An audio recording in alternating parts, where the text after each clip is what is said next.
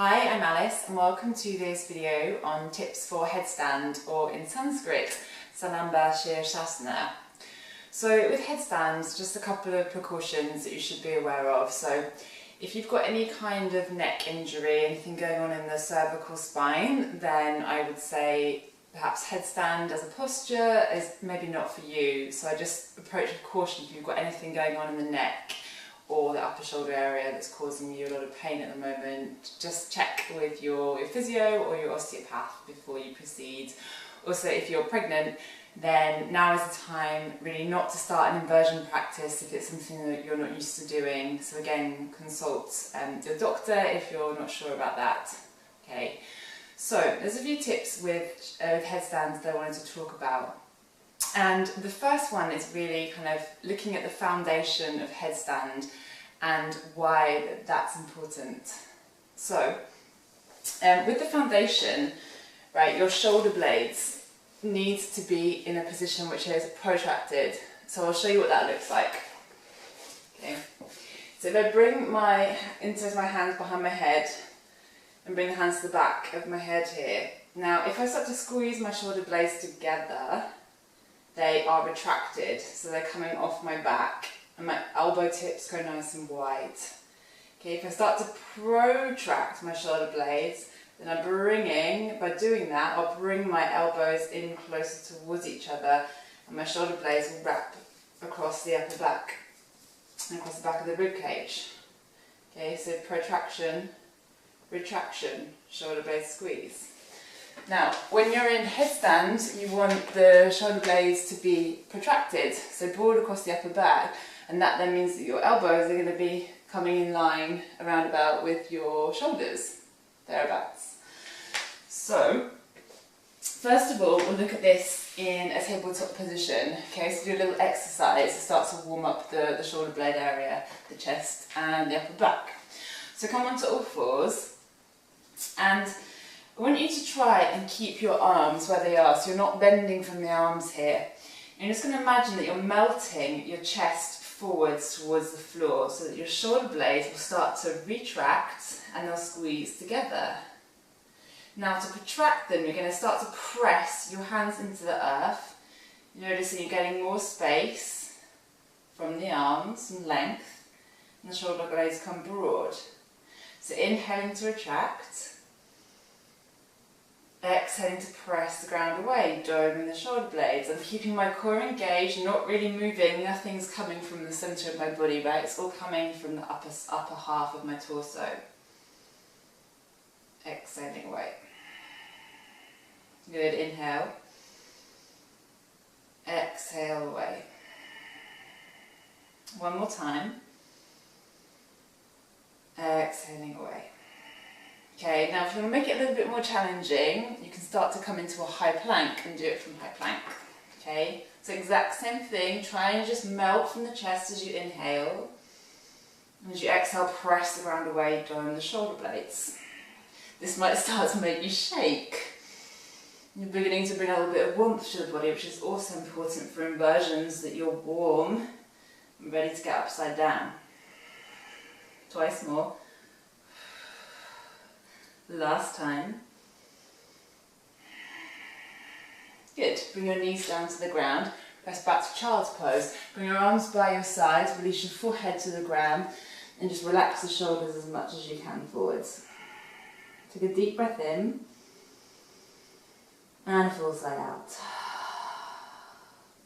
Good. Okay. So we'll just start to warm the body a little bit more before we begin to get upside down. So come into a downward facing dog, spread the fingers wide, have a little softness in your knees. Especially if you're not warm at all, you haven't done anything before this video, then maybe just take a few sun salutations as well before you come into this position. Okay, so in your downward facing dog, start to pedal out through the heels, move the hips side to side. Give the head a little shake from side to side, a little bend forwards and back. Make sure the neck is nice and relaxed. Hands reaching into the earth, arm bones really beautifully long. Okay, and then from here, on your next breath in, you're going to float your right leg up towards the sky. And just start to fan through the toes, a little touch here. Okay, take a breath in. Now as you exhale, soften your left knee, curl your right knee in towards you, close as you can, then start to come forwards with the upper body. Okay, bring your shoulders over your wrists. If you can, touch your right knee towards your right tricep. Okay, inhale the leg back. Exhale, same side. Inhaling back. Exhale, curling through, trying to keep that leg as close as you can in towards you until you come forwards. Good, inhale back. Twice more. Inhale sweeps you back, breathing beautifully integrated. One more time. Inhale the leg back. Exhale to release. Good, inhale, left leg floats. Soften your right knee as you curl the left knee in towards the left tricep. Inhale the leg back. Exhale, moving forwards. Making sure the fingers are spread nicely, the weight is in the knuckle pads. 3 more times. Inhale back. Twice more. Really engaging through the lower belly as the leg comes forwards. Last one. Good, inhale the leg back. And release. Okay, bring your knees down to the ground. Give a little bit of movement side to side. Take a couple of cat-cows.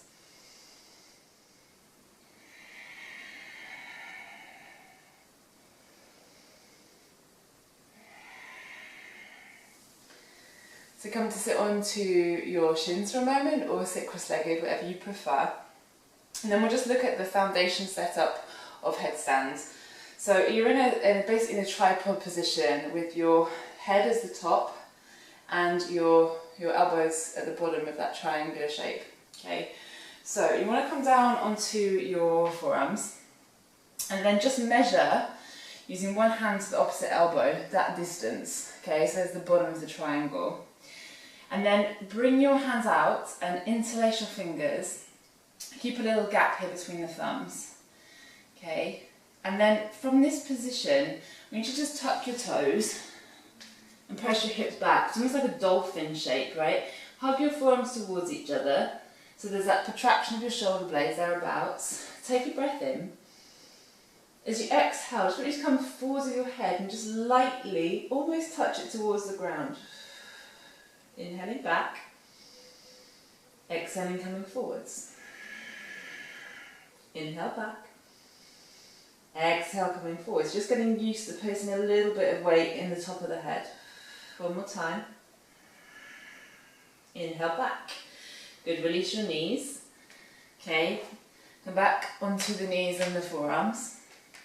And then from that position, just note that you can either come to a wall, so you've got the wall behind you. If you're very new to headstand and you're not used to coming up at all, then do it against the wall, okay? I'm just going to demo here on the mat freestanding, but always have the wall if you need it, okay? So, interlace the fingers, little gap between the thumbs, and now the positioning that you want the head is not right on the forehead, because then that would mean that you were opening the throat too much and compressing the back of the neck, okay? But if you're too far on the crown of the head or back, you'll start to tuck your chin and you won't be supported either here. So it's almost like between those 2 points.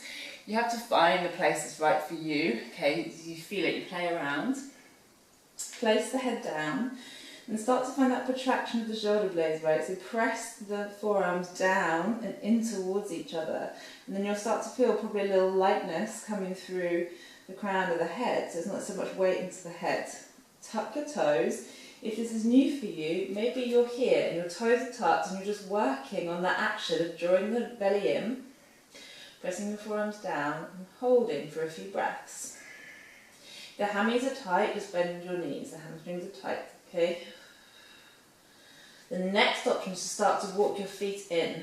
Now, important, as you walk your feet in, your hips need to go higher, or they will go higher as you walk your feet in. Okay, you want your hips about over the shoulders so that you haven't got far to have to go to lift up. Then you're going to bring one knee into your chest and notice I suck the knee in like I did in Downward Dog, and then I start to lean my pelvis back slightly so that the other leg wants to lift. I bring both knees into my chest I either hold here or I start to root through the toes and extend the legs. Now, coming back to the foundation, noticing you want to have that pressing down of the forearms into the ground, hugging the elbows in. Breathe in. Drawing the front ribs in. Good, and come down slowly, carefully, bending the knees, curling back in, releasing one foot then the other. Bring your forehead to the ground, come through child's pose. Take a deep breath in and force that out.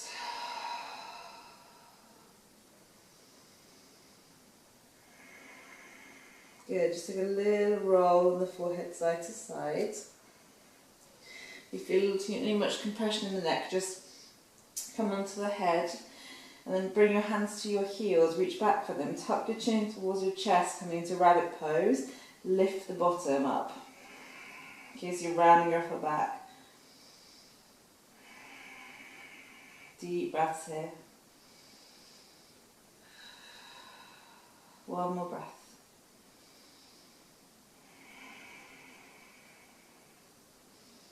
Good. Release, come back to child's pose. Pressing yourself up to sit. Okay, so just play with that. As I said, you can be against the wall. If you're going to do it against the wall, make sure you've got a little bit of a space between the tops of the hands and the wall so that you've got space for your bottom, okay, especially if you want to bring your feet to the wall as well. Yeah, so try that, see how you get on, and let me know in the comments, okay? Hope you enjoyed. Thank you.